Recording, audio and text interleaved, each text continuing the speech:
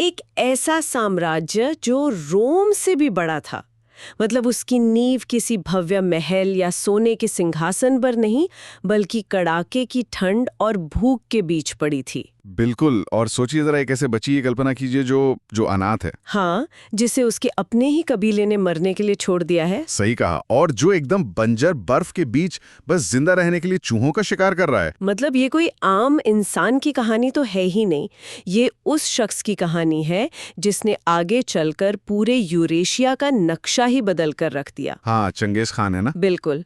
तो आज के इस गहन विश्लेषण में हमारा मिशन यही है कि हम दुनिया के सबसे बड़े साम्राज्य के संस्थापक और इतिहास के सबसे विवादित चेहरों में से एक चंगेज खान के जीवन को समझें। और हमारे पास जो आज दस्तावेज है ना, वो एक बेहद विस्तृत और बहुत ही अच्छे से रिसर्च किया हुआ लेख है, जो इस मिथक को परत दर परत खोलता है। हाँ, क्योंकि वो नायक था या खलनायक, ये समझना बहुत जरूरी है। तो इस डीप डाइव की शुरुआत करते हैं। बिल्कुल, मैं कहूँगा कि ये शुरुआत बहुत ही सटीक है, क्योंकि जब तक हम उस भूखे और ठंड से ठिठुरते हुए बच्चे को नहीं समझते ना, तब तक हम उस अजय विजेता के मनोविज्ञान को कभी नहीं समझ सकते। उड़ों की टापों तले रौंद दिया था। हाँ, मतलब चंगेज खान द्वारा बनाए गए साम्राज्य की भव्यता को देखने से पहले हमें उसके बचपन के उस गहरे आघात को समझना ही होगा। उस ट्रॉमा को जिसने दुनिया को देखने का उसका पूरा नजरिया ही बदल दिया। एकदम सही। और यही बात इस ऐतिहासिक दस्तावेज में मुझे सबसे ज्यादा चौंकाने वाली लगी। मतलब चंगेज खान का असली नाम तेमुजिन था। हाँ, तेमुजिन।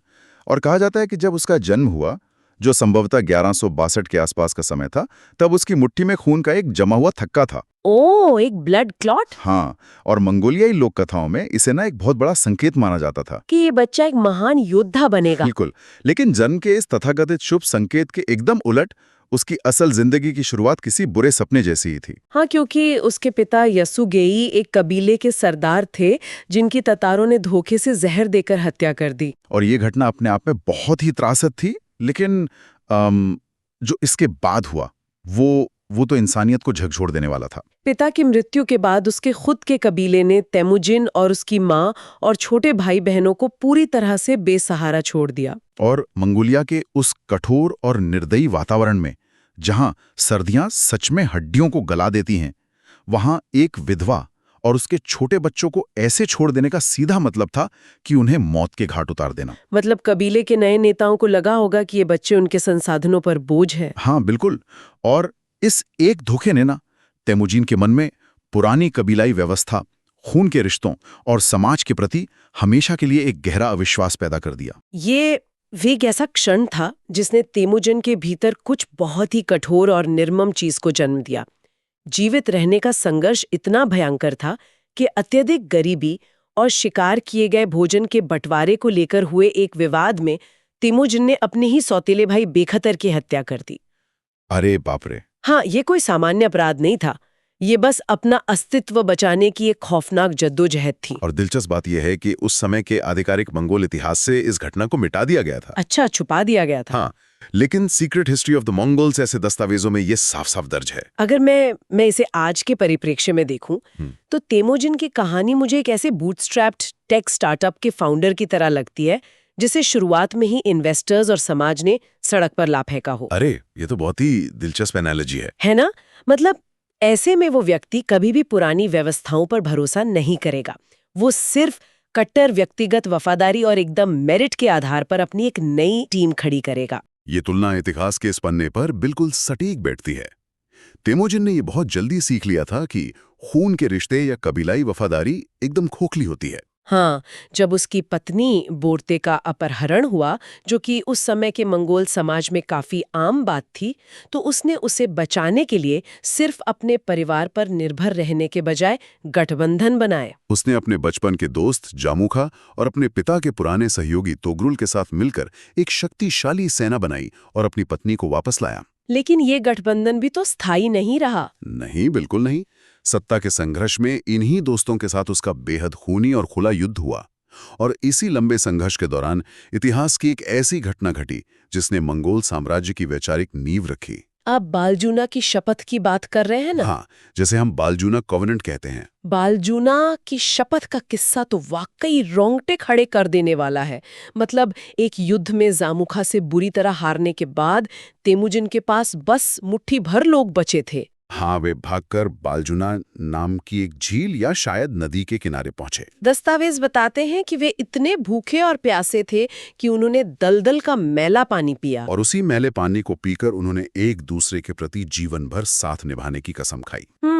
ये सिर्फ एक नाटकीय घटना नहीं थी, बल्कि मुझे लगता है कि ये इतिहास का एक टर्निंग पॉइंट था। बिल्कुल था, क्योंकि इस घटना की अहमियत को समझने के लिए हमें उस समूह की संरचना को देखना होगा। उस मैला पानी पीने वाले समूह में सिर्फ मंगोल नहीं थे। अच्छा, और भी लोग थे? हाँ, उनमें ईसाई, मुस्लिम और बौद्ध धर्म को मानने वाले अलग अलग कबीलों के लोग शामिल थे। उन सभी को जोड़ने वाली कड़ी कोई धर्म या भाषा या खून का रिश्ता नहीं था। तो फिर क्या था? उन सब को जोड़ने वाली एकमात्र चीज थी तेमुजिन के प्रति उनकी अडिग और व्यक्तिगत वफादारी। ओह, ये तो एक बहुत बड़ा वैचारिक बदलाव था। हाँ, तेमुजिन ने कबीलाई सोच को खत्म करके एक प्रोटोनेशन या कह सकते हैं एक नए राष्ट्र की शुरुआती नींव रख दी थी, जहां पहचान सिर्फ वफादारी और योग्यता से तय होती थी। और ये वैचारिक बदलाव तेमुजिन के जीवन का सबसे निर्णायक कदम साबित हुआ। व्यक्तिगत वफादारी हासिल करने के बाद उसने उस पूरी पुरानी व्यवस्था को जड़ से उखाड़ फेंका जिसने उसे बचपन में धोखा दिया था। और यही यात्रा उसे 1206 के ऐतिहासिक कुरुलताई तक ले गई। कुरुलताई मतलब वो मंगोलों की सभा? हाँ, ये मंगोल कबीलों की एक विशाल सभा थी, जहां अंततः तेमुजिन को चंगेज खान की उपाधि दी गई, जिसका अर्थ शायद ब्रह्मांडीय शासक या समुद्र जैसा विशाल शासक होता है। बिल्कुल। और जब वो चंगेज खान बना तो उसने जो बदलाव किए वे केवल सैन्य स्तर पर सीमित नहीं थे। यह एक पूर्ण सामाजिक क्रांति थी। सामाजिक क्रांति कैसे? उसने सबसे पहले कबीलाई पहचान को पूरी तरह से मिटा दिया। जो कबीले सदियों से एक दूसरे के खून के प्यासे थे, उन्हें उसने एक झंडे के नीचे ला खड़ा किया। यहाँ मुझे एक बात बहुत हैरान करती है। उसने अपनी पूरी सेना को दशमलव प्रणाली में बांट दिया था ना? हाँ, डेसिमल सिस्टम में। 10 सैनिकों की इकाई जिसे अर्बन कहा जाता था, और 100 की इकाई जिसे जागुन कहा जाता था, और 1000 की इकाई मिनकेन। बिल्कुल। और उसने पुराने कबीलों के लोगों को तोड़कर इन नई इकाइयों में मिला दिया। अब एक सैनिक की पहचान उसका कबीला नहीं था, बल्कि उसके साथ लड़ने वाले वो 9 अन्य सैनिक थे। अरे वाह! और अगर एक भागता तो 10 को मौत की सजा मिलती थी। बाप रे! ये प्रणाली अनुशासन तो लाती ही थी, लेकिन मुझे लगता है सबसे बड़ी बात ये थी कि उसने सेनापतियों को चुनने का तरीका ही बदल दिया। कैसे बदल दिया? मतलब उसने जम या राजशाही खून के बजाय आम चरवाहों और लोहारों के बेटों को सेनापति बनाया। उसके सबसे महान जनरलों में से एक सुबुत्री एक लोहार का बेटा था, और जेबे, जो कभी उसका दुश्मन हुआ करता था, उसे अपनी तीरंदाजी के कौशल के कारण सेनापति बनाया गया। हाँ, और इस व्यवस्था के पीछे एक बहुत गहरी और सोची समझी रणनीति थी। चंगेज खान ये भली भांति जानता था कि अगर लोग अपने पुराने कबीले के सरदारों के प्रति वफादार रहेंगे तो विद्रोह की संभावना हमेशा बनी रहेगी। कुलीन वर्ग या एरिस्टोक्रेसी हमेशा अपने फायदे के लिए बगावत करती है ना? बिल्कुल। इसलिए उसने इस कुलीन वर्ग की अहमियत ही खत्म कर दी। योग्यता या मेरिट को आधार बनाकर उसने आम लोगों को यह एहसास दिलाया कि अगर वे वफादार और बहादुर हैं तो वे साम्राज्य में किसी भी पद तक पहुंच सकते हैं। ठीक है, लेकिन यहाँ एक पल के लिए रुकते हैं और इस पर थोड़ा गहराई से विचार करते हैं। हाँ, बताइए। ये पूरी बात तो आम धारणा से बिल्कुल उलट है। मतलब दुनिया चंगेज खान को सिर्फ एक जंगली और खून का प्यासा लुटेरा मानती है, जो बस घोड़े पे बैठकर बस्तियां जलाता था। हाँ, यही तो इमेज है उसकी। शील समाज सुधारक और एक ऐसा लीडर था जो पूरी तरह से योग्यता तंत्र, मतलब मेरिटोक्रेसी पर काम कर रहा था। वो तो प्रतिभा की पहचान करने में माहिर था, एक एचआर मैनेजर की तरह। ये एक बहुत बड़ा विरोधाभास है जिसे समझना जरूरी है। उसकी योग्यता आधारित व्यवस्था ही उसकी सेना की अजस्र शक्ति का मुख्य कारण थी। इसे और मजबूत करने के लिए उसने केशक नाम की एक एलीट फोर्स बनाई। केशक? ये क्या था? ये 10,000 अंगरक्षकों की एक फौज थी, लेकिन यह समझना भूल होगी कि वो केवल उसके बॉडीगार्ड थे। तो और क्या काम था उनका? असल में यह केशक एक सैन्य अकादमी और उसके पूरे प्रशासन का केंद्र था। इन अंगरक्षकों को पूरे साम्राज्य से उनकी बुद्धिमत्ता, युद्ध कौशल और वफादारी के आधार पर चुना जाता था। अच्छा। और इनमें से कई अंगरक्षक दरअसल दुश्मन सरदारों या शक्तिशाली कबीलों के बेटे होते थे, जो एक तरह से बंधक के रूप में भी काम करते थे, ताकि उनके पिता कभी विद्रोह न कर सकें। ये तो सत्ता को सेंट्रलाइज करने का एक अभूतपूर्व तरीका था। और उसने केवल सेना पर ही नियंत्रण नहीं किया, बल्कि उसने धर्म और अध्यात्म की सत्ता को भी अपने अधीन कर लिया। हाँ, वो शामा कोकीचू वाला किस्सा। बिल्कुल, इस लेख में शामा कोकीचू का एक बहुत ही दिलचस्प किस्सा है। कोकीचू एक बहुत ही शक्तिशाली आध्यात्मिक नेता था, जिसने अगर ऐसी सिनेमैटिक हिस्टोरिकल स्टोरीज पसंद हैं, तो चैनल को अभी सब्सक्राइब करो, बेल और पार्ट 2 के लिए कमेंट करो, पार्ट 2।